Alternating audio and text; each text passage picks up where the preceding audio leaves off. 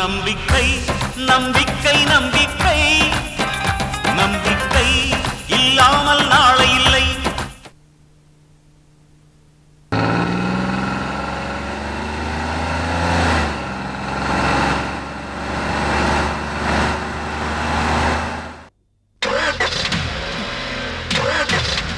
Driver, என்னாச்சு? வண்டியில ஏதோ ப்ராப்ளமா, ஸ்டார்ட் ஆக மாட்டேங்குது. என்னப்பா நீ காரை ஒழுங்கா வச்சுக்கணும்னு உனக்கு தெரியாதா? செய்யற வேலையில கவனம் வேணா? அம்மா, மனுஷனே ஒரு நாளைக்கு இருக்கிற மாதிரி இன்னொரு நாள் இருக்கிறது இல்ல. ஆஃப்டர் ஆல் கார் தானம்மா. ஓஹோ, இதுதான் காரா? நீ சொல்லி நான் தெரிஞ்சுக்க வேண்டியிருக்கு. முதல்ல லேடிஸ் கிளப்ல முக்கியமான மீட்டிங் இருக்கு, அதுக்கு போகணும். சீக்கிரமா வண்டி ரெடி பண்ற வழிய பாரு.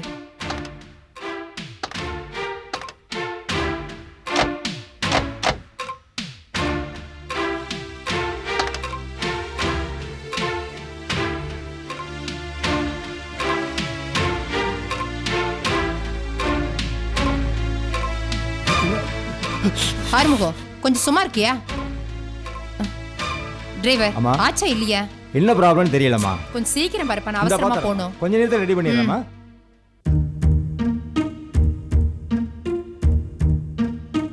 ஐயோ, இவன்லாம் ஒரு டிரைவர்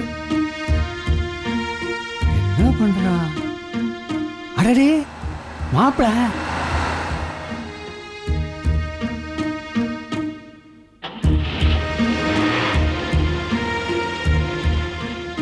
மாப்பிள சார், வண்டியில ஏதோ திடீர்னு ப்ராப்ளம் வந்துருச்சு, என்னன்னு பாருங்களேன். நான் அந்த வண்டியில கை வைக்கிறத சில பேர் விரும்ப மாட்டாங்க. ஆறுமுகம், அம்மா, ஆபத்துக்கு பாவம் இல்லை. ஒரு மெக்கானிக்கா பார்க்க சொல்லுங்க. என்ன கூலியோ அதை நான் கொடுத்துடுறேன். நீங்க கொடுக்குற கூலிக்காக இல்லை. நோயில ஒருத்தன் துடிக்கும் போது அதை பார்த்துக்கிட்டு எந்த டாக்டரும் சும்மா இருக்க மாட்டான். அந்த மாதிரி தான் மெக்கானிக்கும். வா ஆறுமுகம், என்ன ரிப்பேர் நான் பார்க்குறேன், சொல்லிடு. சொல்லப்பு, இவ்வளவு நேரம் நோண்டி நோண்டி பார்த்துட்டு இருந்திய, என்னத்தை கண்ட? ஏதாவது தெரிஞ்சாதானே, பேசாம இருக்க வேண்டியதானே. ஓ அப்படியே. மாப்பிள சார், நீங்க கையை வைங்க, அவர் சரி பண்ணிடுவாரியா.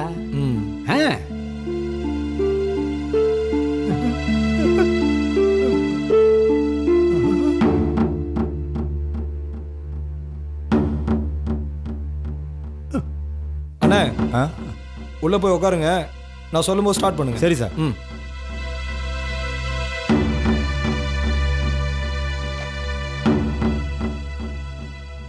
அண்ணே, ஸ்டார்ட் பண்ணுங்கண்ணே.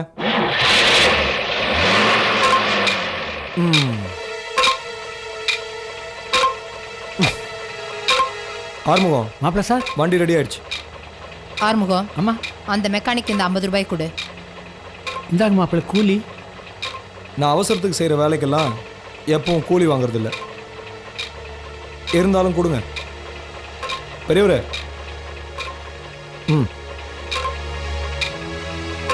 அருமை பிரபு, இங்க நல்லா இருக்கணும். என்ன சிந்தாமணி, என்ன பார்க்குற? நீ செய்கிறது எல்லாமே பாவ காரியம்தான். உனக்காக யாராவது புண்ணியம் செஞ்சாதான் உண்டு. அதான் அந்த பிச்சைக்காரனுக்கு காசை போட்டுட்டேன். வரேன் ஆறுமுகம். வாங்க மாப்பிள சார். ஆறுமுகம், வண்டியை உடனடியா வீட்டுக்கு போக சொல்லு. கிளப்புக்கு போகணும்னு சொன்னீங்களேம்மா. அதெல்லாம் ஒண்ணு வேண்டாம். அந்த மெக்கானிக் பையன் என்னை கேவலப்படுத்திட்டான். வா.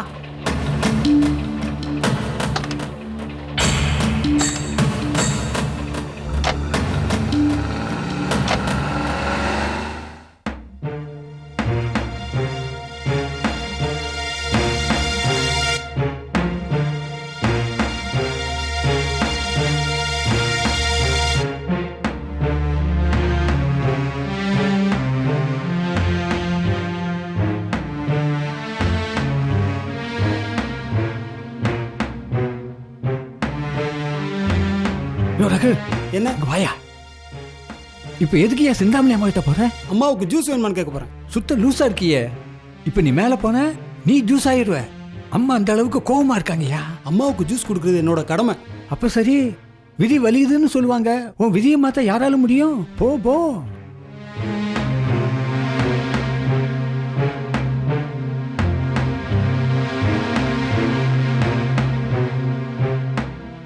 அம்மா ஜூஸ் கொண்டு வரவா? நான் வேணும்னு கேட்டேனா? எனக்கு வேணும்னா நானே கேட்பேன். போ. என்ன வேணும் உனக்கு? எதுக்கு போனேன்?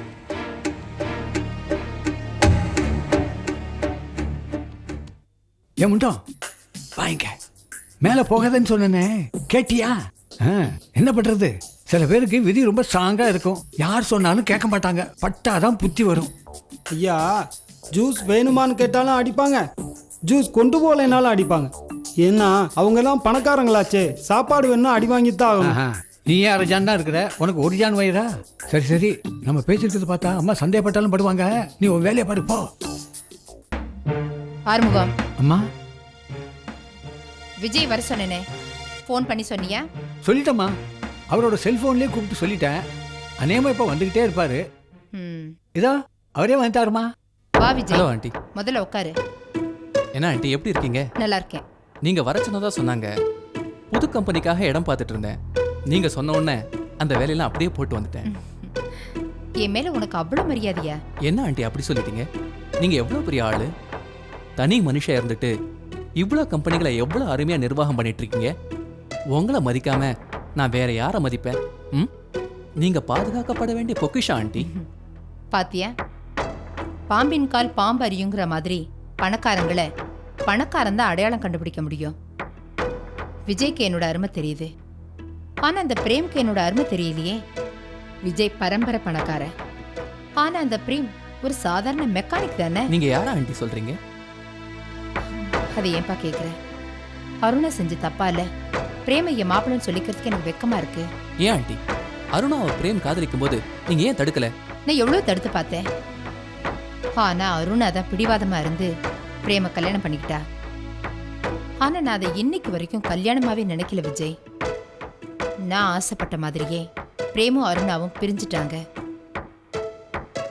அருணாவோட எதிர்காலத்தை பத்தி என்ன முடிவு பண்ணிருக்கீங்க ஆண்டி? அவளுக்கு எதிர்காலம்னு ஒண்ணு இனிமேதான் ஆரம்பமாக போகுது. அதுவும் உன் கையில தான் இருக்கு. என் கையில என்ன இருக்கு ஆண்டி? அருணாவை நீயே கல்யாணம் பண்ணிக்க கூடாது? என்ன வார்த்தை சொல்லிட்டீங்க ஆண்டி? உங்க குடும்பம் எங்க, எங்க குடும்பம் எங்க? நீங்க பெரிய பணக்காரங்களாச்சே. இருக்கட்டும் விஜய், உனக்கு உழைப்பு இருக்கு, உண்மை இருக்கு, அதுக்கு மேல வசதியும் இருக்கு. எதிர்காலத்துல பெரிய கோடீஸ்வரனா வருவ விஜய். நான் என்னைக்குமே இன்னைக்கு நிலைமையை பார்த்து யாரையும் எடை போட மாட்டேன். எதிர்காலத்துல யார் யார் பெரியவங்களா வருவாங்கன்னு எனக்கு தெரியும். உண்மையில எனக்கு நம்பிக்கை இருக்கு. என் மேல நீங்க அவ்வளவு நம்பிக்கை வச்சிருந்தா உங்க இஷ்டப்படியே செய்யுங்க ஆண்டி. ஆனா இதுக்கு அருணா சம்மதிப்படா? ஃபர்ஸ்ட் சாய்ஸ் அவளுக்கு விட்டுட்டேன், அதுல அவ தோத்துட்டா. இப்ப நான் தான் அவளுக்கு எல்லாம் செய்யணும். அதனால இந்த விஷயத்துல அருணாவோட விருப்பத்தை விட என்னோட விருப்பம் தான் முக்கியம். அருணா வரட்டும், அவகிட்ட நானே பேசி ஒரு நல்ல முடிவு எடுக்கிறேன். சரி ஆண்டி, என் வேலையெல்லாம் அப்படியே விட்டு வந்திருக்கேன், நான் கிளம்புறேன்.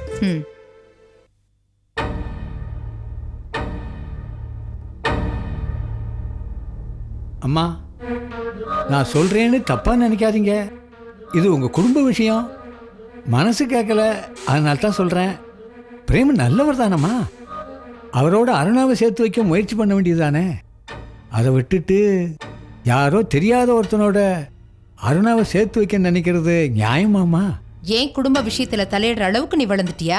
அம்மா, உங்க குடும்ப விஷயத்துல தலையிட எனக்கு தகுதி இல்லைதான். ஆனா தலை நிறைச்ச ஒரு பெரியவன் சொல்றேன், தயவு செய்து உங்க எண்ணத்தை மாத்திக்க பாருங்கம்மா. பிரேம் ஒரு கைதி, அவன் போலீஸ் கண்ணில் பட்டா அவன் கதையே முடிஞ்சு போயிடும். அது மட்டும் இல்ல, அவன் தகுதி என்ன, ஏன் தகுதி என்ன? அருணாக்கு இப்பதான் ஒரு நல்ல வாழ்க்கை அமைகிற மாதிரி இருக்கு, அதை நீ கெடுக்க பாக்குறியா? புருஷன் சரியில்லைன்னாலும் கடைசி வரைக்கும் அவன் கூட சேர்ந்து வாழ்றதுக்கு இது ஒண்ணு நலாயினி காலம் இல்ல.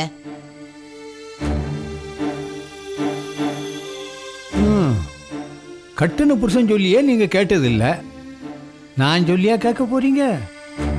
தலையெழுத்து தலையெழுத்து.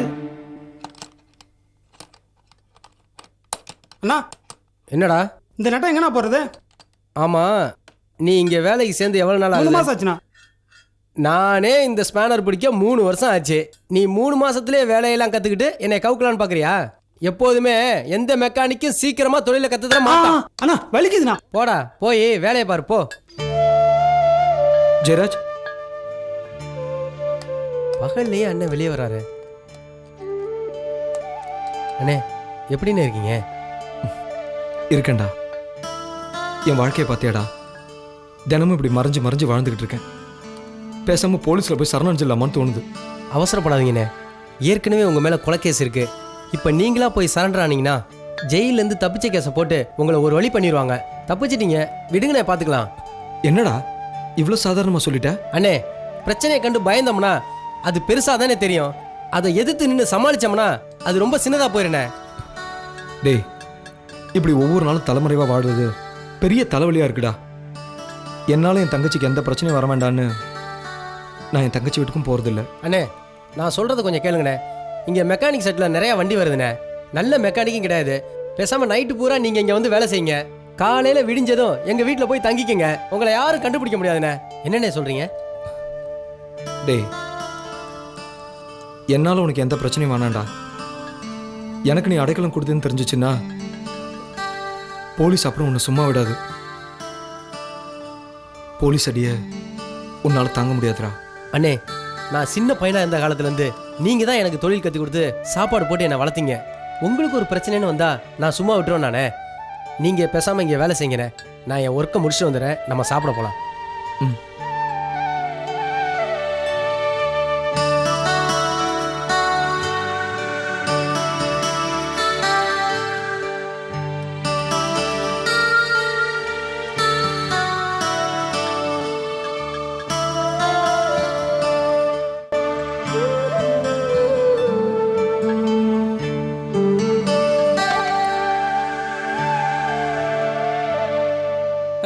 இதுதான்டா ஐயாவோட ஸ்டைலு. பொண்ணுங்களை கவுக்குறதுல நீ கில்லாடிடா மச்சான்.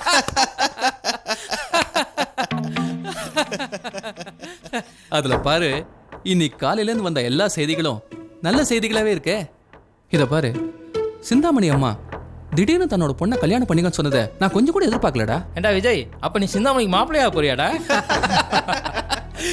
ஏண்டா, அடுத்தவன் பொண்டாட்டியை கல்யாணம் பண்ணிக்கிறதுக்கு நான் என்ன பைத்தியக்காரனா?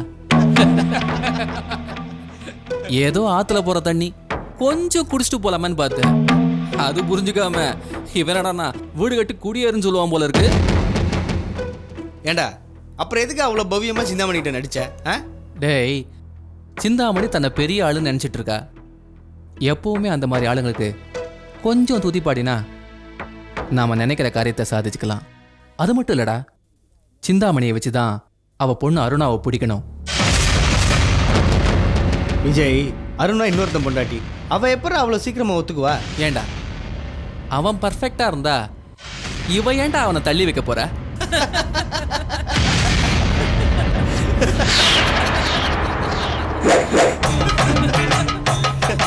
அண்ணே வேண்டாண்ணே, அவனுக்கு பேசுற நானும் கேட்டேன். இந்த நேரத்துல போய் அவனுக்கு அடிச்சிங்கன்னா போலீஸ் கேஸ் அது இதுன்னு வருண்ணே. அப்புறம் நீங்க மறுபடியும் உள்ள போக வேண்டி வரும். பொழைச்சி போறானுங்க, விடுங்கண்ணே. டேய் ஜெயராஜ், அவங்க என்ன பேசுனான்னு கேட்டல? அண்ணே ப்ளீஸ் வேண்டாண்ணே, விடுங்கண்ணே. வாங்க.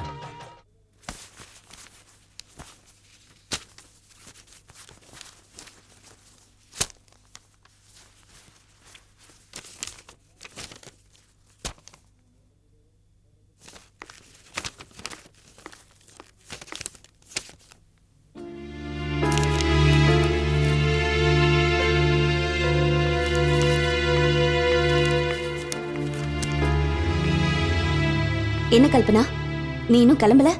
இல்ல மேடம், ஆடிட்டர் நாளைக்குள்ள ஒரு சில ஸ்டேட்மெண்ட்ஸ்லாம் ரெடி பண்ணி கொடுக்க சொன்னாரு. அதான் ரெடி பண்ணிட்டு இருக்கேன். அதுக்கு தான் ஒரு வாரம் எக்ஸ்டெண்ட் பண்ணிருக்காங்க போல் இருக்கே. அப்படியே தேவைப்பட்டாலும் நீ வேற யார்கிட்டயாவது சொல்லிருக்கலாமேமா. நீ எதுக்கு உட்காந்து இவ்வளவு நேரம் வேலை செய்யற? உங்க வீட்டுக்கு இங்கேருந்து போறதுக்கு 2 மணி நேரம் ஆகும்ல? பரவாயில்ல மேடம், ராத்திரி 10 மணி வரைக்கும் எங்க ஊருக்கு போறதுக்கு பஸ் இருக்கு, நான் போயிடுவேன். அது சரி, ராத்திரி 10 மணி வரைக்கும் பஸ் இருக்குங்கிறதுக்காக நீ ராத்திரி 10 மணி வரைக்கும் இங்க வேலை செஞ்சுட்டு இருக்க முடியுமா? வயசு பொண்ணுமா, இருட்டுறதுக்கு முன்னாடி நடந்து போனாதானே நல்லது. மேடம், இத்தனை நாளா எங்க வாழ்க்கையே இருட்டாதான் இருந்தது. நீங்க வந்ததுக்கு அப்புறம் தான் அதுல ஒளி ஏத்தி வச்சிருக்கீங்க. அதெல்லாம் ஒண்ணும் இல்லம்மா, உன் உழைப்பு தான் உனக்கு சோறு போடுது. அது இருக்கட்டும், அம்மா எப்படி இருக்காங்க? நல்லா இருக்காங்க மேடம். நீங்க எங்க வீட்டுக்கு வந்துட்டு போனதுல இருந்து உங்களை பத்தி தான் எப்பவும் பேசிட்டு இருக்காங்க. நீங்க எங்க குடும்பத்துக்கு செஞ்ச உதவிய எங்களால மறக்கவே முடியாது. அதெல்லாம் ஒண்ணும் இல்லம்மா. நல்ல உள்ளம் படைச்ச சில பேரு எனக்கு உதவி செஞ்சாங்க. அது மாதிரி என்னால முடிஞ்ச உதவிய நான் மத்தவங்களுக்கு செஞ்சுட்டு இருக்கேன். அவ்வளவுதான். மேடம், நேத்து சிந்தாமணின்னு ஒருத்தவங்க எங்க வீட்டுக்கு வந்து எங்களை மிரட்டிட்டு போனாங்க. அதுல இருந்து அம்மா ரொம்ப பயந்து போயிருக்காங்க. என்ன? சிந்தாமணி உங்க வீட்டுக்கு வந்தாளா? அவ எதுக்காக உங்க வீட்டுக்கு வரணும்? வந்து என்ன சொன்னா? அவங்க யாருன்னே எங்களுக்கு தெரியாது மேடம். திடீர்னு வந்தாங்க. உன் புள்ள என் கண்ட்ரோல்ல தான் இருக்கான், வசந்த் வந்தா என்கிட்ட ஒப்படைச்சிடுன்னு மிரட்டிட்டு போயிட்டாங்க. ஓஹோ, அப்படின்னா வசந்த் உயிரோட இருக்கிறது சிந்தாமணிக்கு ஏதோ ஒரு விதத்தில் தொல்லையா இருக்கு. நான் பாத்துக்கிறேன். இத பாருமா, இனிமே நீங்க அந்த சிந்தாமணிக்கு பயப்பட வேண்டாம். தைரியமா இருங்க. அவ ஏதாவது மிரட்டினா என் பேரை சொல்லுங்க, நான் பாத்துக்கிறேன். சரி வா, உன்னை பஸ் ஸ்டாண்ட்ல டிராப் பண்ணிட்டு நான் வீட்டுக்கு போறேன்.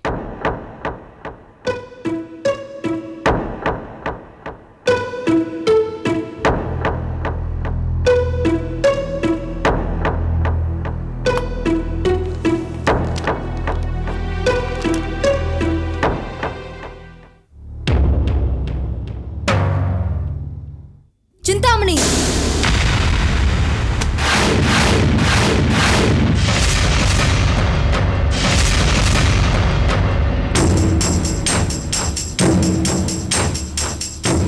எவ்வளவு திமிரடி உனக்கு! என்னையே பேர் சொல்லி கூப்பிடுறியா? நான் உனக்கு மாமியார்.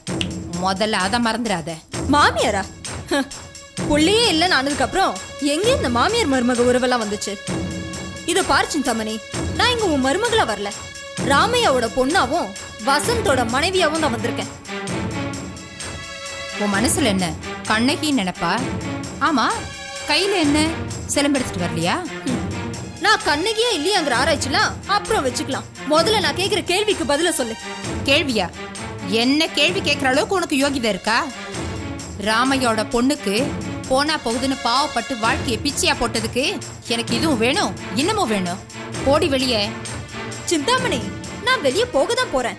ஆனா கூடிய சீக்கிரத்துல நீ உள்ள போக வேண்டியது வரும்.